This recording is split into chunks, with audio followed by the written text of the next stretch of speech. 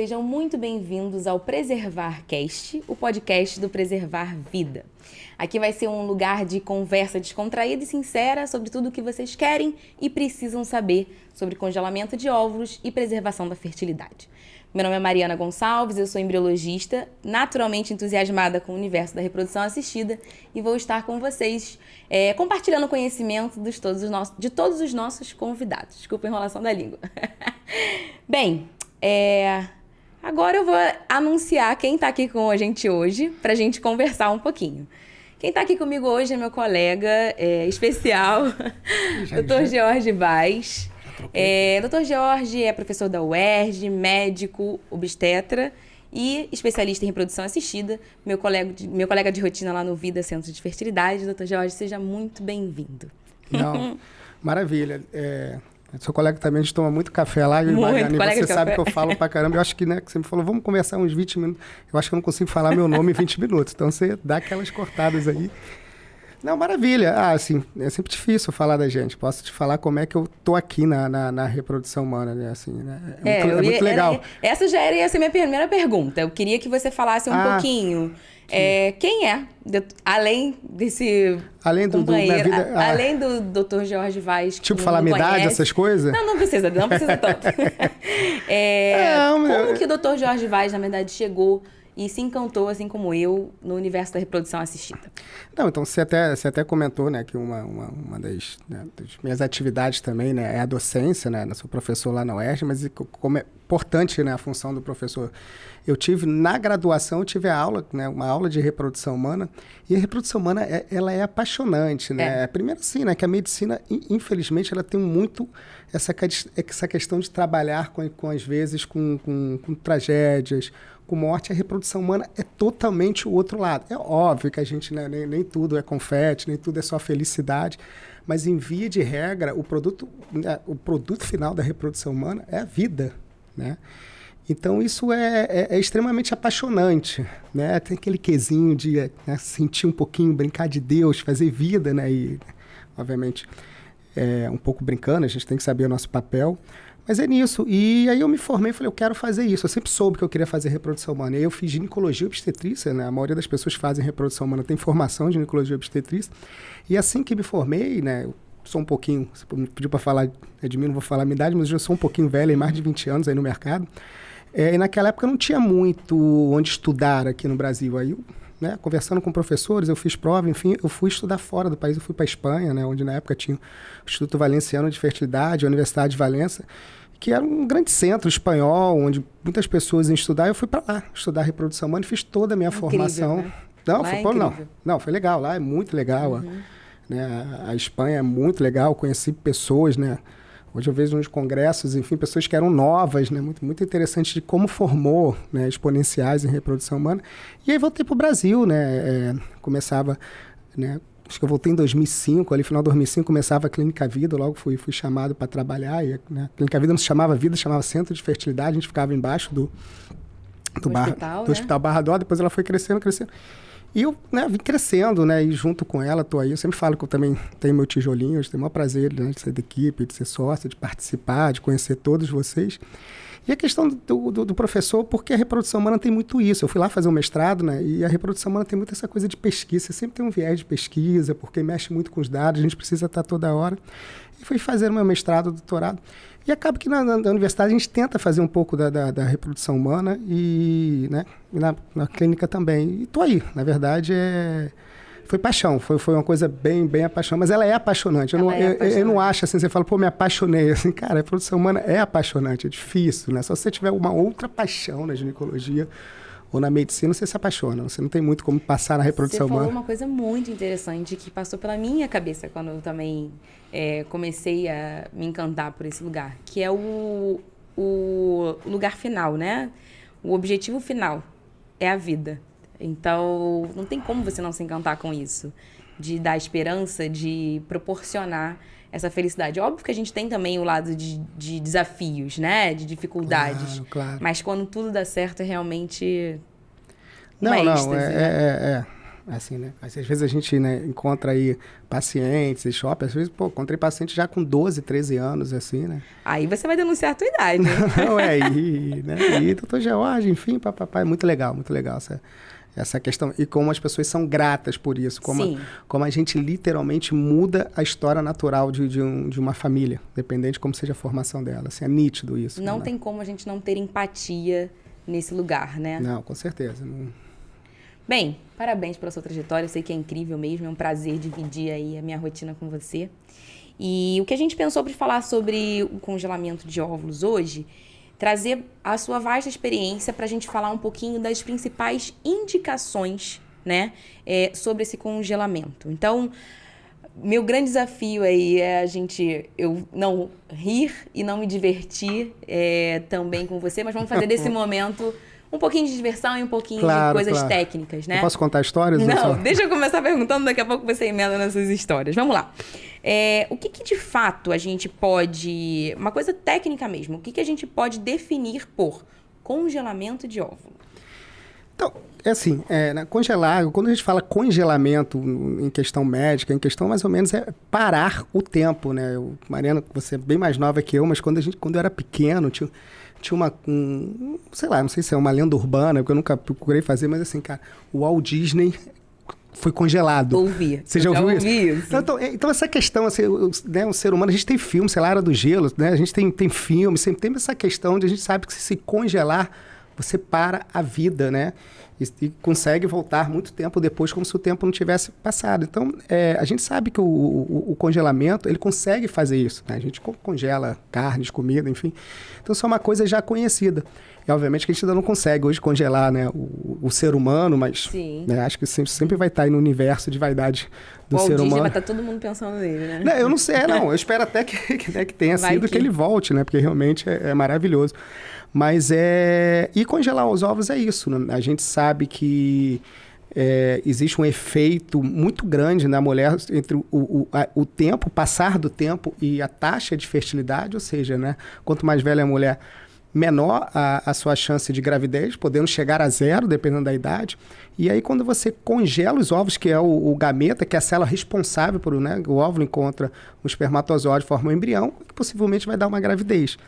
Então, né, na mulher, esses óvulos, com o passar do tempo, eles vão perdendo a qualidade, que é essa capacidade de encontrar um óvulo e fazer um embrião que vai dar gravidez, e eles vão perdendo em números, eles vão sendo assim, literalmente jogados fora.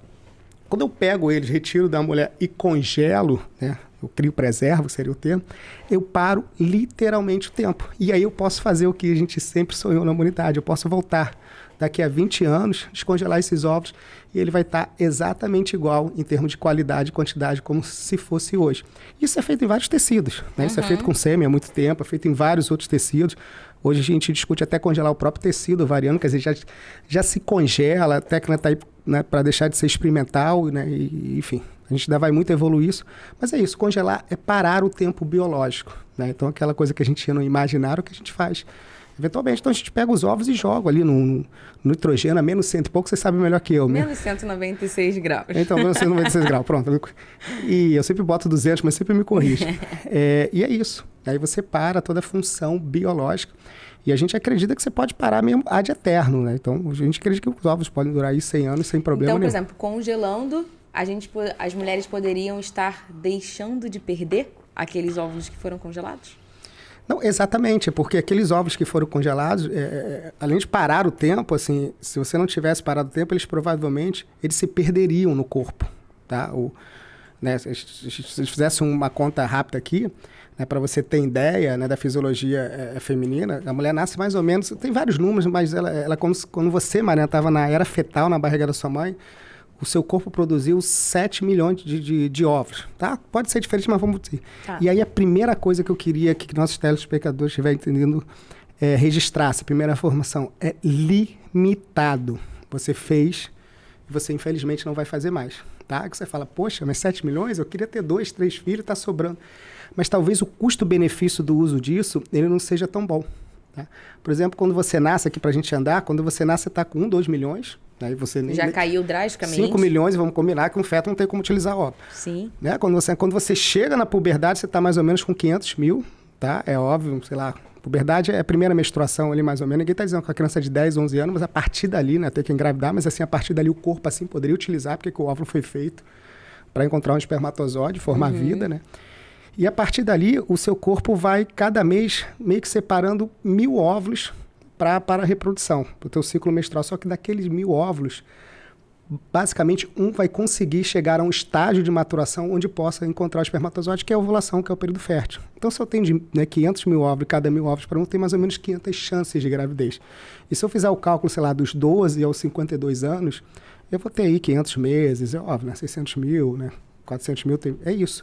Então, você todo mês vai perdendo, e você vai perdendo, Mariana, se você come carboidrato, se você, né, dorme cedo, se você come glúten, se você faz exercício, se você não faz, se você usa anticoncepcional, o teu corpo está sempre separando esses óvulos, perdendo para ser utilizado. Porque ele está sempre recrutando. Você falou aí mais ou menos 1000, exatamente, então existe como se fosse um recrutamento de aproximadamente 1000 para chegar na ovulação em relação à fase folicular, é isso mesmo? Não, é mais ou menos assim, mais com recrutamento, como se fosse separar, como se eu tivesse aqui, né, cada vez, eu tenho que separar agora para o próximo óvulo que poderá dar gravidez. Ele pega 1000 e joga nesse processo de ele caminhar para a maturidade. Mas nesse processo de caminhar, você já vai perdendo.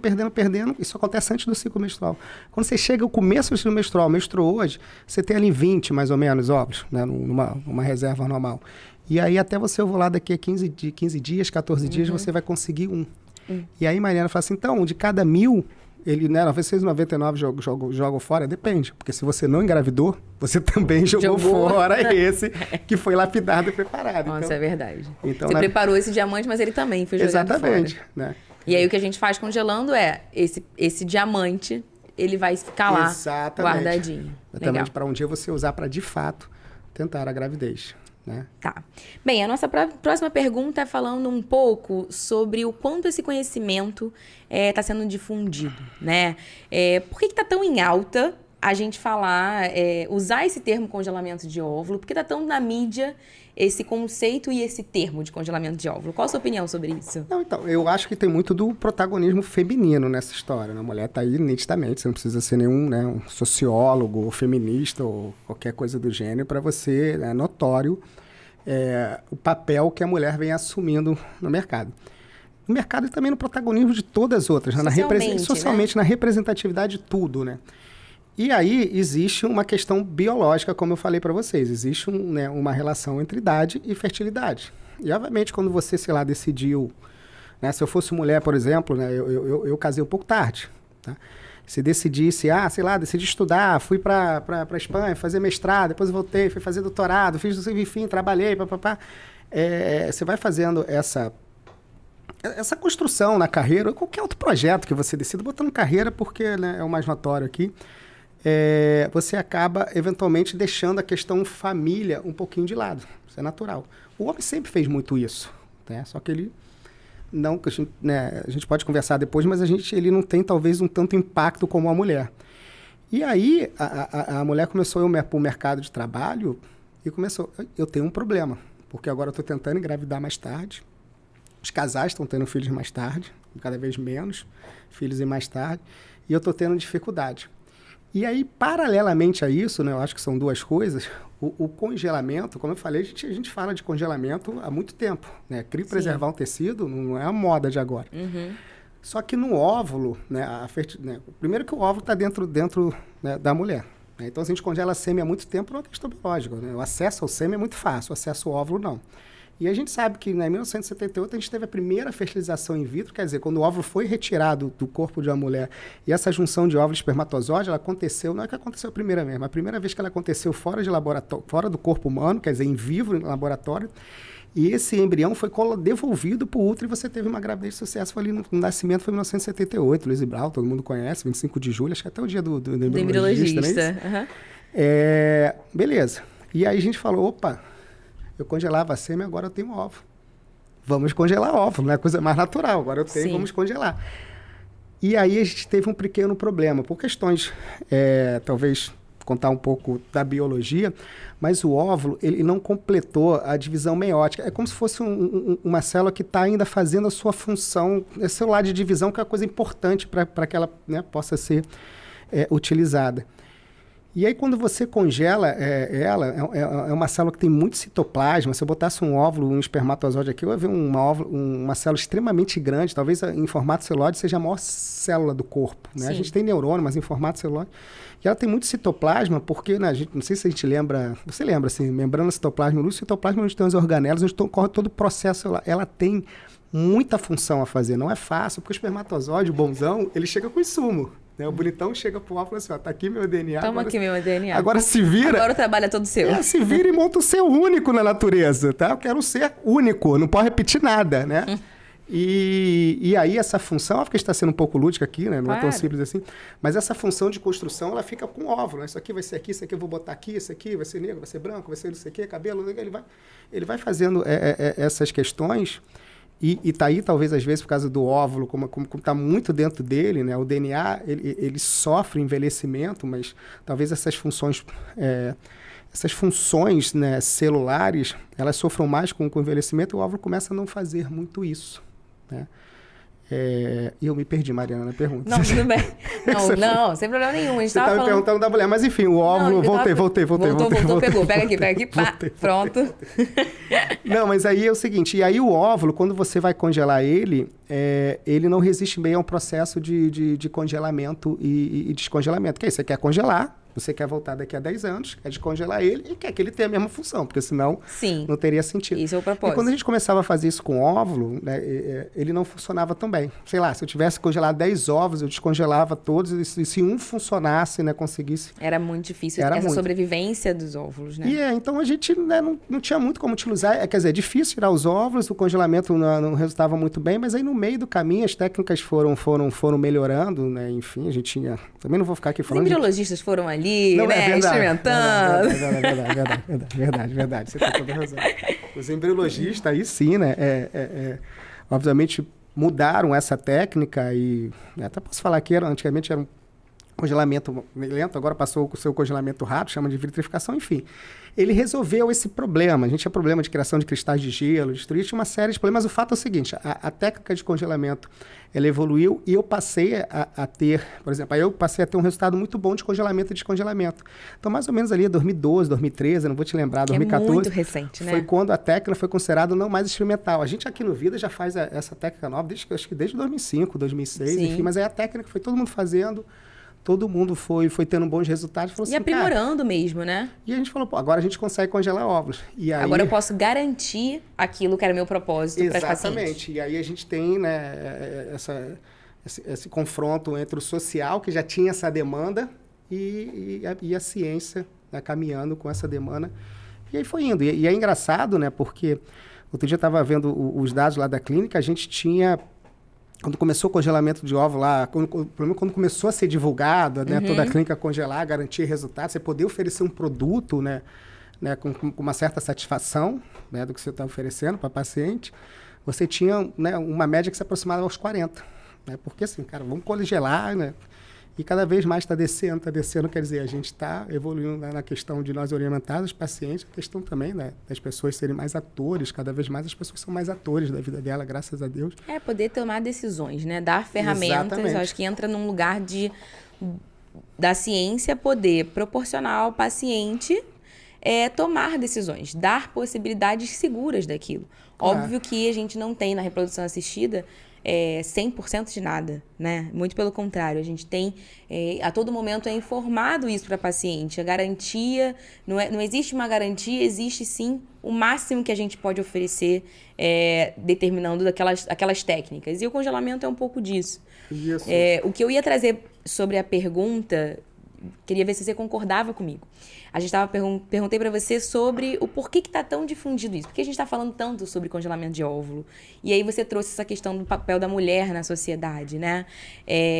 De entrar em conjunto com isso. Então, a gente vê hoje o congelamento de óvulos como ferramentas sendo oferecidas às mulheres em um lugar de planejamento familiar, em um lugar de preservação, e não só uma preocupação só delas. Né? A gente tem empresas que hoje oferecem isso como uma espécie de benefício. Então, você associa essa questão da mídia abordar muito esse assunto com a alta e a própria uma questão mais abrangente dessa informação para todo mundo, não só para mulheres, mas como para homens, como, né, pessoas que estão lá em cima de empresas. Então, todo mundo começa a se preocupar com isso, fazendo com que o congelamento de óvulo e a preservação da fertilidade seja um assunto global. Você concorda que é mais ou menos por aí? Não, eu concordo. Mas vamos concordar também que ninguém perde dinheiro, né? As empresas. Sim, as empresas devem estar lá, cara. Eu tô aqui com a Mariana. Pode ser que eles tenham alguma coisa Mariana por trás. Tá no auge, tá voando. E Mariana, só, não vou participar desse projeto não, porque agora eu vou engravidar. Não, peraí que eu congelo seus óvulos. Te ofereço, tô brincando. Mas é óbvio que tem isso, né? Tudo é business, né? A gente quer ser altruísta, a gente quer fazer, mas a gente precisa de contrapartida, precisa de mercado. Entender o porquê, né? Isso não tem nada. Então, acredito que as empresas... o quanto de fato isso é um benefício. Inteligentemente ofereça esse benefício, porque ele claramente vai ser revertido. Né? Quando você oferece um benefício para alguém que é revertido para você, é o melhor do benefício. Né? Então, isso é fenomenal. Eu antigamente, né, quando a gente fala de idade, você deve ter falado, eu antigamente... Eu brincava assim porque a gente queria congelar uma mulher em torno de 30 anos, né? Só que às vezes você chegar para uma mulher de 30 anos, vamos congelar óvulos, ela, por quê? Eu falei, não, pode ser que você precise, não engravide. Pô, eu não sei você, mas eu com 30 anos, sei lá, eu tava em Marte, mas eu não tava querendo saber da minha... Pensando em planejamento familiar, né? Não, Tava, inclusive, defendendo o doutorado, enfim, não tava em Marte. Mas, enfim, às vezes é complicado. E com os 30 anos, a gente não tem também, às vezes... está maduro financeiramente. E aí que você está, às vezes, sei lá, querendo comprar um apartamento, querendo sei o que, o carro, quando você fala, né, tira um dinheiro. Hoje você tem esses benefícios, hoje você não está. A mulher até falava assim, não, mas vamos tirar, né, comprar uma coisa que talvez eu não sei se eu vá precisar. Eu até brincava que eu ia fazer uma campanha que eu ia fazer para os avós. Eu falei, você quer ser avó? Congela os ovos da sua filha. Excelente abordagem. Porque eu ia fazer Muitos isso. avós vão aparecer lá na clínica. A Maluzinha, eu tenho uma filha, a Maluzinha. A Maluzinha ia ficar com 30 anos. Eu ia falar assim, que nada, pai, eu não quero, não sei o quê. Eu vou lá e vou... Você ia apelar, né? Vou te dar esse benefício aqui, né? Eu ficava brincando porque é isso. Legal. Mas com certeza, não é como comparando um pouquinho aí, a gente está falando de mídia e tal, por que você acha que o assunto, né, congelamento de óvulo, aparece mais e tá mais... Você falou um pouco já, mas eu queria trazer isso também. Por que é mais evidente, é mais... um lugar de maior preocupação do que congelamento de sêmen? Se você falou que esse congelamento de sêmen já é feito, por que a gente fala mais de congelamento de óvulo do que congelamento de sêmen? Mariana, a gente conversa muito no café, né? Muito vezes brincando, no café. Mas a gente conversa, às vezes, coisa séria, coisa brincando, a gente fala muito da questão do machismo, enfim. Mas é óbvio que tem machismo, né? Tem sempre no machismo, não tem como tirar, mas dessa vez não é puro machismo, não. Existe uma questão biológica. Sim. Acabei de conversar. Olha aí, eu sou obrigada a concordar com você. Não, mas sempre tem. Não dá pra tirar, mas assim, não é que poderia ser. Fala assim, porque... Sim. Né? Porque o homem não precisa, porque o homem, né, garanhão, gravida, assim... Não é por esse lado. Não, né? É questão biológica, né? Assim, o homem sempre teve a sua carreira. Né? Na verdade, não foi ele, assim, mas ele né, tem a sua carreira, mas ele também envelhece, está estudando, tá, não sei o que, pode decidir aos 40, 50 anos se preocupar com essa questão de família. Só que o homem, eu falei para você, você pegar uma informação. Qual foi a informação que eu falei para a gente registrar? Que os óvulos são... Finitos. Limitados, exatamente. Limitados. E aí, no homem, não. Dá para você ter ideia, se a gente, né, corrige aí, se a gente pegar um espermograma, enfim, básico, sem nenhuma alteração, a gente vai ter em torno de 200 milhões de espermatozoides. Falei que a mulher produz finito 7 milhões, 200 milhões de espermatozoides, que meio que estão prontos, aí são, né, bastante liberdade poética para encontrar, né, 200 milhões de espermatozoides e eventualmente tentar uma fertilização, tá? E esses espermatozoides têm 3 meses de vida, 5 meses de vida. Então, assim, o homem está sempre fazendo, não é finito, está sempre fazendo. E eu falei 3, 5 meses. Quando eu falei que o óvulo foi feito, quando você estava na barriga da mãe. Então, se hoje eu, por exemplo, vou falar a minha idade agora, que eu não vou perguntar a sua, se eu fosse uma mulher hoje, eu tenho 44 anos, os meus óvulos teriam 44 anos, quiçá 45, né? Porque foram feitos antes do meu nascimento. E o homem não tem esse problema. Então, assim, o homem ele para de reproduzir, na maioria das vezes, porque ele perde a função sexual, mas ele não perde a função reprodutiva. E curioso que nem todo homem perde a função sexual. Né? Toda mulher vai perder a função reprodutiva. A mulher vai entrar na menopausa e vai perder a função. Isso é uma certeza para a mulher. Isso é uma certeza. Enquanto não é para o homem. Então, assim, a gente não precisa ir muito, né? Se a gente olhar a sociedade, a história, assim, um homem de 80 anos, se encontrar uma mulher de 35 anos, ele reconstruir uma família, Sim. tá? Se tiver a função preservada, enfim. Uma mulher de 80 anos, se encontrar um cara de 35 anos, não vai reconstruir uma família. Então, assim, é isso. Então, esse é o principal objetivo, né? A principal questão. A função reprodutiva, ou a questão reprodutiva do homem, ela é sempre renovada. Isso, agora, não é que o homem esteja imune ao tempo, nenhum tecido biológico esteja imune ao tempo.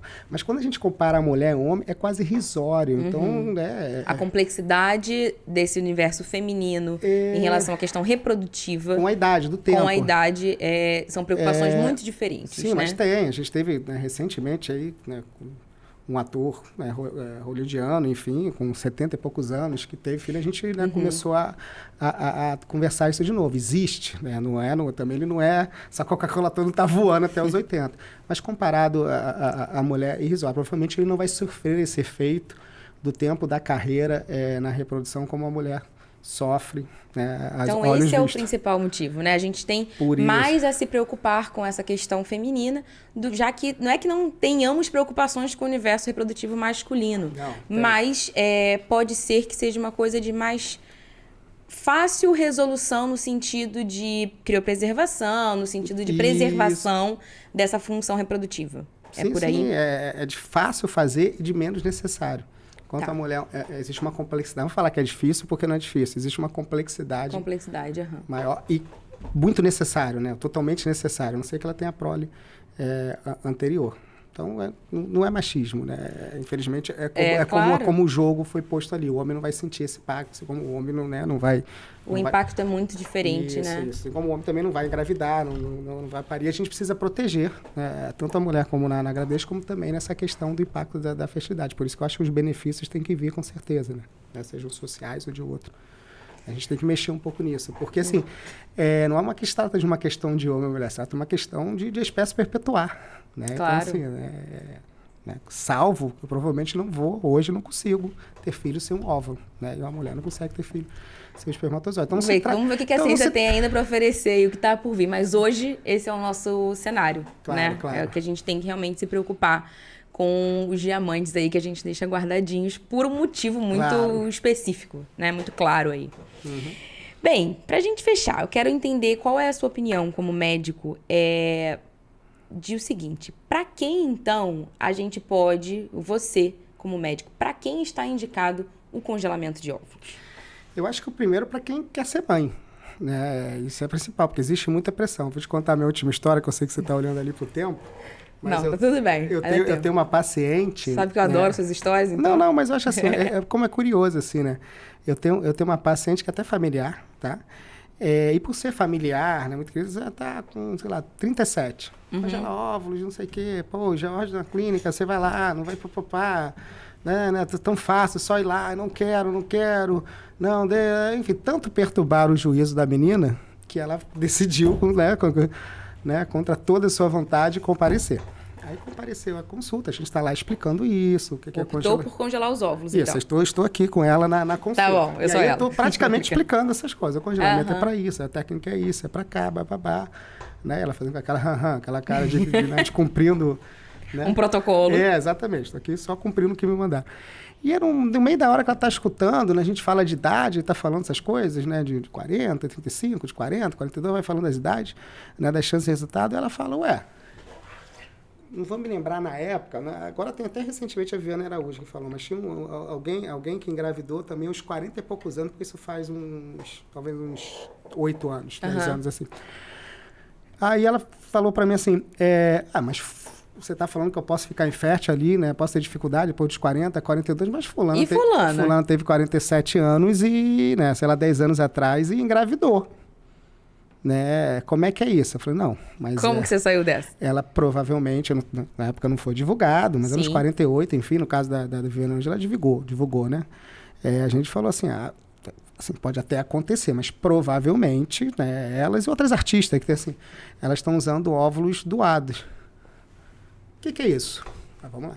Então, óvulo doado é isso. Quando a gente entende que a gente não tem mais como utilizar os óvulos, né, ou seja, porque eles não têm mais qualidade, porque eles não existem, seja uma doença genética. Enfim, chegamos à conclusão que não tem, né? Ou se tem, não devemos usar o óvulo da paciente. A gente pega um óvulo doado, com as coisas características, a gente foi explicando.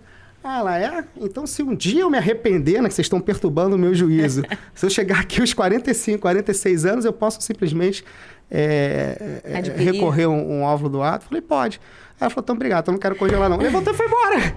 Por que isso, entendeu? Quer dizer... Então, primeira coisa, assim, você precisa ser mãe. O problema é que é uma decisão muito difícil, né? Sim, assim, né? sim. Eu não vou ficar aqui citando, né, aquelas coisas para dar uma intelectual, mas né?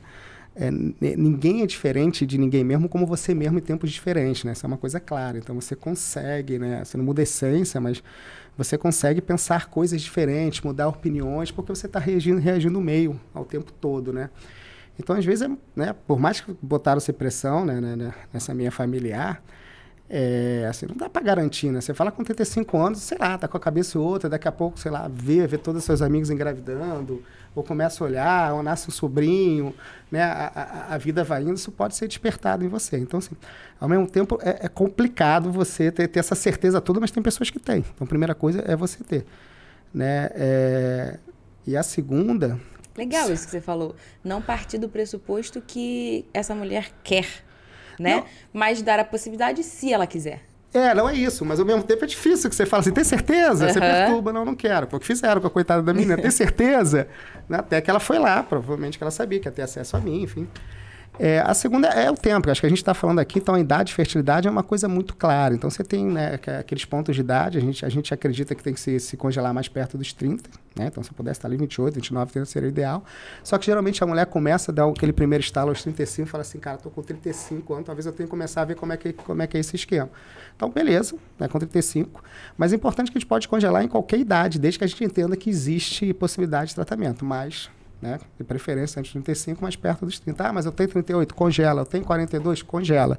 Você está melhor hoje do que amanhã. Ponto. O segundo, assim, são doenças. Aí sim vale para homens, né? A gente está falando só de idade. Doenças que possam impactar a sua reserva ovariana ou a sua quantidade de óvulos, gametas e espermatozoides. A mais conhecida são os tratamentos de câncer, porque você pode fazer radioterapia, principalmente quando você faz pélvica. Sim. E aí você...